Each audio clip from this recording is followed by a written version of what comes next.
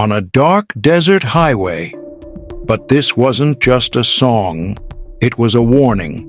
It was February 1977 when the Eagles released Hotel California, a song that would haunt generations. At first listen, it felt dreamy, mysterious, beautiful. But beneath that shimmering melody, there was something darker, something sinister. And according to Eagles co-founder Glenn Frey, that's exactly what he wanted.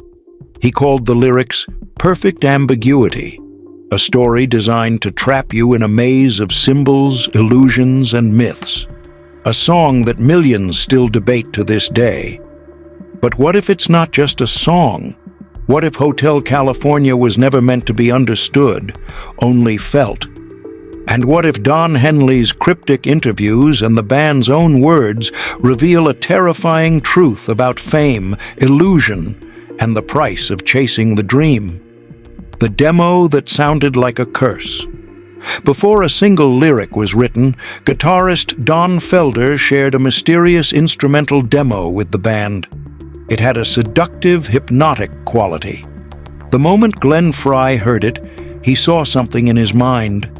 A lone traveler driving through a desert, lost, tired, seeing a glowing light in the distance. But this wasn't salvation. It was a trap. Frey described it like an episode of The Twilight Zone, a mirage luring a man into a surreal nightmare, a beautiful facade with something very wrong beneath the surface. Don Henley was hooked. That haunting idea sparked a story that would become a cultural obsession. Cool wind in my hair, the descent begins. The first words of the song pull us into the dream. On the dark desert highway, cool wind in my hair, warm smell of colitas rising up through the air. On a dark desert highway, cool wind in my hair, warm smell of colitas rising up through the air. It's almost peaceful, but that's the illusion. Sensory details overwhelm us. Touch, smell, sight. This isn't just storytelling. It's a trance. Then, a shimmer of light. And our traveler's head grows heavy. His vision fades. He's being pulled into something. Something that millions, artists, dreamers, lost souls, have felt driving into Los Angeles at night. A glowing promise on the horizon. Hollywood, heaven or hell. There she stood in the doorway. I heard the mission bell. The woman appears, mysterious, seductive. She welcomes him with a smile and a candle. But then, he hears it, the mission bell.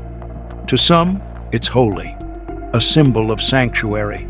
But to others, those who know the true history, it echoes something much darker.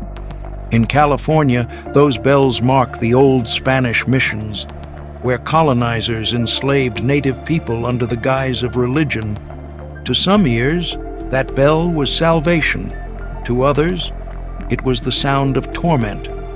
And in that eerie moment, our traveler whispers, "This could be heaven, or this could be hell."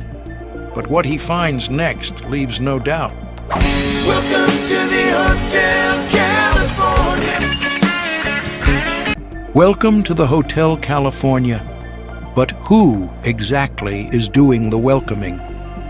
As he steps into the glowing sanctuary, something isn't right. He hears it, whispers, floating down the corridor. Welcome to the Hotel California. Such a lovely place. But the tone is too sweet, too perfect. And just like that, he's trapped. They praise the beauty of the place, the lovely face. But beauty, in this world, is a lure, a bait.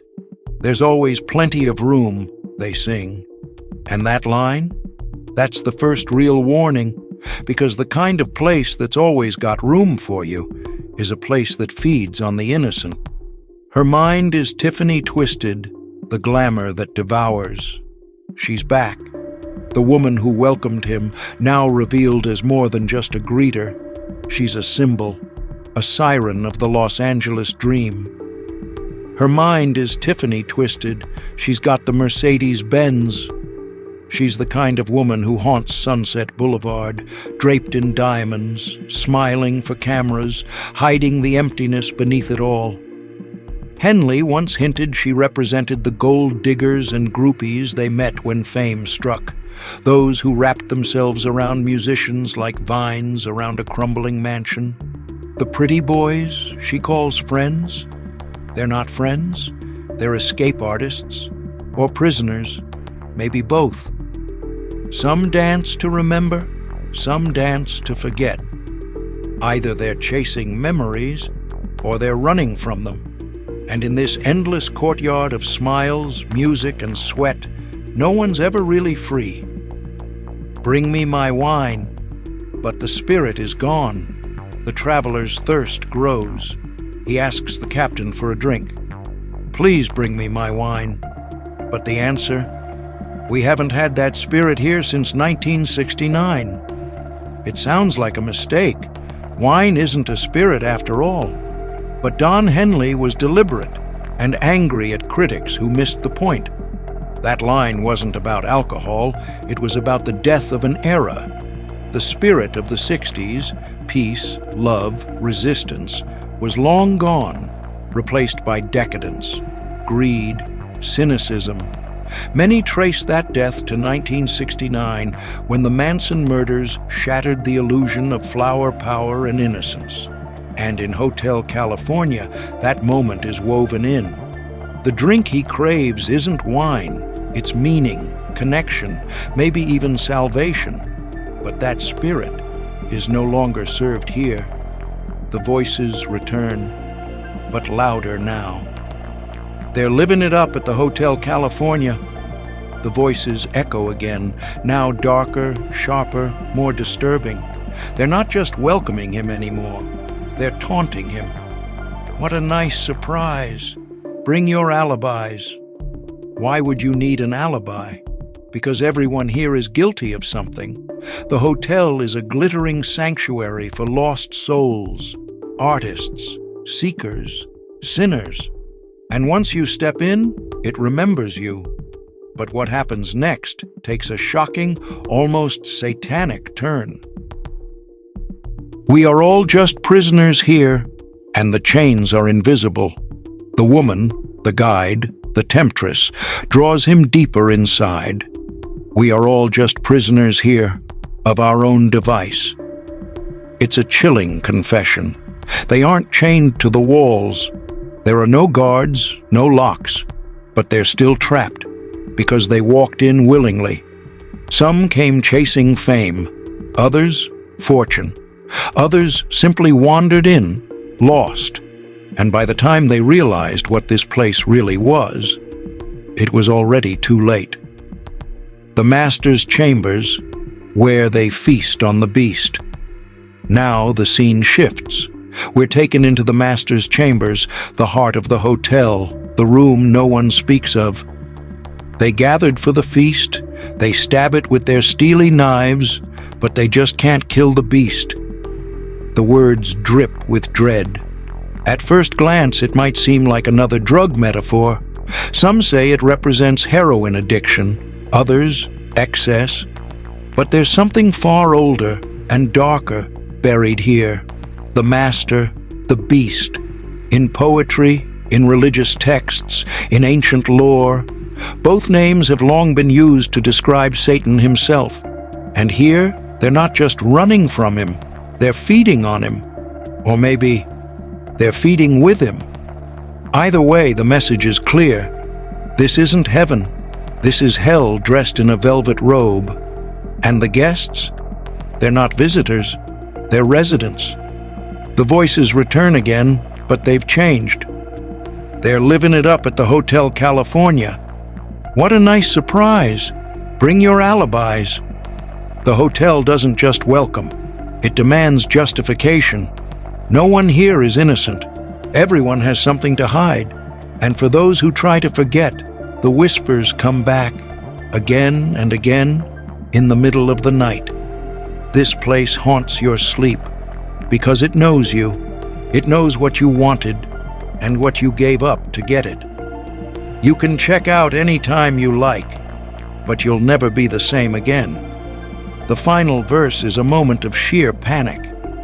The last thing I remember, I was running for the door. He's desperate. He wants out, wants to return to whatever life he had before, wants to forget everything he saw. But the nightman stops him. Relax, he says. We are programmed to receive. You can check out any time you like, but you can never leave. And there it is, the truth. You can walk away from the hotel, but it never leaves you. You can shut your eyes. But what you saw here, what you learned, what it did to you, that stays forever. What was Hotel California really about? On the surface, it's a song about the music industry, or about Los Angeles, or about America. Don Henley called it a reflection on the dark side of the American dream. But at its core, it's about something deeper. It's about seduction. It's about how dreams can become traps, how beauty can hide horror, how a shimmering light in the desert can lure you into a place you may never escape from, mentally, spiritually, or artistically. That's what makes Hotel California so unforgettable. It doesn't just tell a story, it becomes a part of yours.